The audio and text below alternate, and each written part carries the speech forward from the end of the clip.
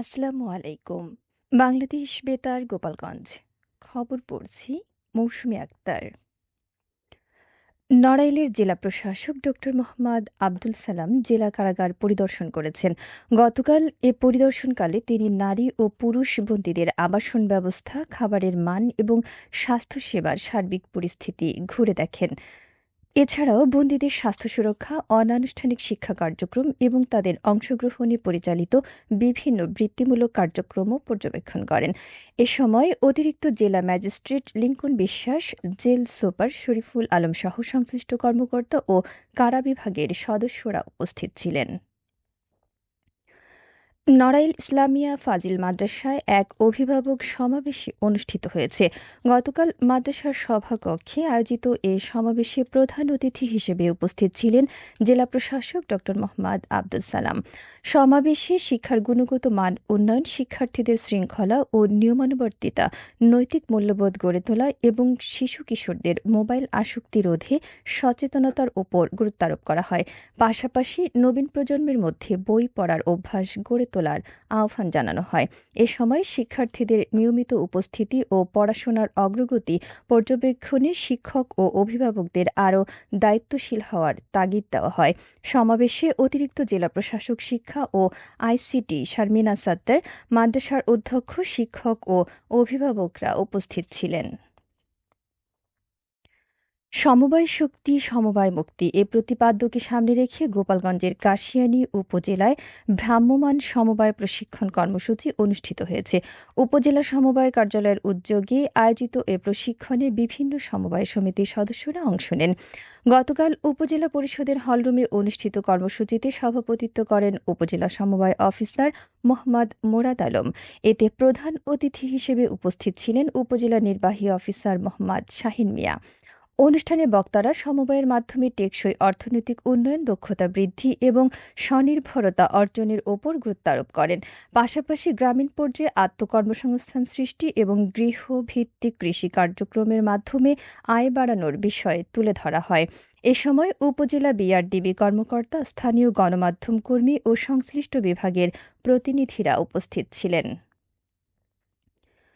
মাদারীপুরের কালকিনি উপজেলায় অতিরিক্ত দামে ডিজেল বিক্রির অভিযোগে এক ব্যবসায়ীকে জরিমানা করেছে ভ্রাম্যমাণ আদালত। গতকাল বিকেলে উপজেলার আন্ডারচর এলাকায় হাসান আকুনের হাটে গোপন সংবাদের ভিত্তিতে এ অভিযান চালানো হয়। এ সময় বাবুল আকুন নামে এক ব্যবসায়ীকে ৩০,০০০ টাকা অর্থদণ্ড দেওয়া হয়, যা তাৎক্ষণিকভাবে আদায় করা হয়।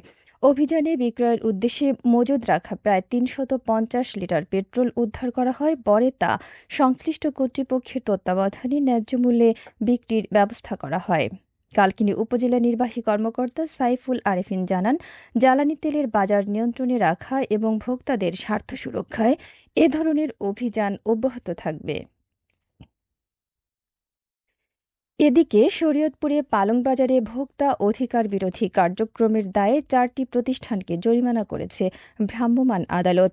গত বুধবার সকালে পরিচালিত অভিযানে মোট ২৩,০০০ টাকা জরিমানা করা হয়।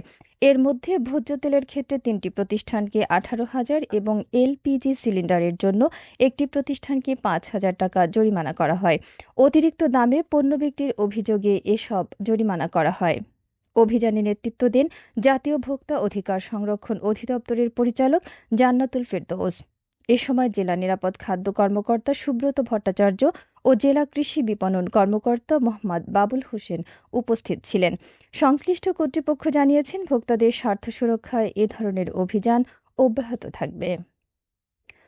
মাদারীপুরের কালকিনি উপজেলার দক্ষিণ গোপালপুর গ্রামে বিদ্যুৎস্পৃষ্ট হয়ে মোহাম্মদ রবিউল সর্দার নামে এক স্কুল ছাত্রের মৃত্যু হয়েছে। পরিবার ও স্থানীয়রা জানায়, রবিউল গত বুধবার বিকেলে বন্ধুদের সঙ্গে পাশের বাড়ির ছাদে ঘুড়ি ওড়াচ্ছিল। এক পর্যায়ে ছাদের উপর দিয়ে যাওয়া ১,৩৩,০০০ ভোল্টের বিদ্যুতের তারে স্পর্শ লেগে সে মারাত্মকভাবে আহত হয়। গুরুতর অবস্থায় তাকে কালকিনি উপজেলা স্বাস্থ্য কমপ্লেক্সে নেওয়া হয়। পরে তার অবস্থার অবনতি হলে উন্নত চিকিৎসার জন্য ঢাকায় পাঠানো হয়, কিন্তু সেখানে শেষ নিঃশ্বাস ত্যাগ করে। কালকিনি থানার ওসি জহিরুল আলম জানান, এটি বিদ্যুৎস্পৃষ্টজনিত মৃত্যু। লিখিত অভিযোগ পেলে আইনানুগ ব্যবস্থা গ্রহণ করা হবে। এবারে শুনুন কৃষি সংবাদ।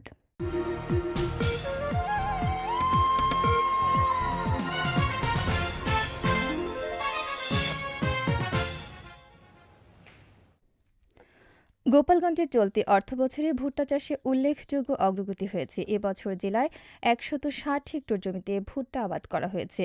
কৃষি বিভাগ জানায়, হেক্টর প্রতি গড়ে ৯ মেট্রিক টন উৎপাদন ধরে মোট ৭৬৫ মেট্রিক টন ভুট্টা উৎপাদনের লক্ষ্যমাত্রা নির্ধারণ করা হয়েছে। ইতোমধ্যে অনুকূল আবহাওয়া ও কৃষকদের আগ্রহের কারণে ফলন ভালো হওয়ার সম্ভাবনা দেখা দিয়েছে।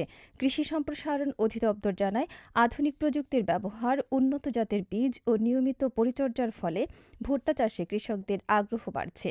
পাশাপাশি চাষাবাদে প্রয়োজনীয় পরামর্শ ও সহায়তা দিয়ে যাচ্ছে সংশ্লিষ্ট কর্মকর্তারা। এতে স্থানীয় পর্যায়ে খাদ্য নিরাপত্তা নিশ্চিত হওয়ার পাশাপাশি কৃষকদের আয় বৃদ্ধিতে গুরুত্বপূর্ণ ভূমিকা রাখবে বলে আশা করা হচ্ছে। সবশেষে আবহাওয়া।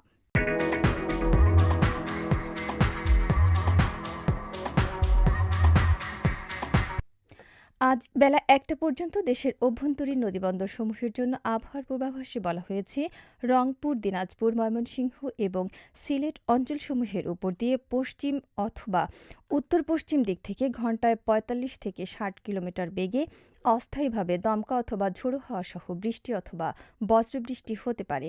এসব এলাকার নদীবন্দরসমূহকে ১ নম্বর সতর্ক সংকেত দেখাতে বলা হয়েছে। খবর শেষ হলো। আমাদের পরবর্তী খবর প্রচারিত হবে সকাল ১০টা বেজে ৩০ মিনিটে বাংলায়।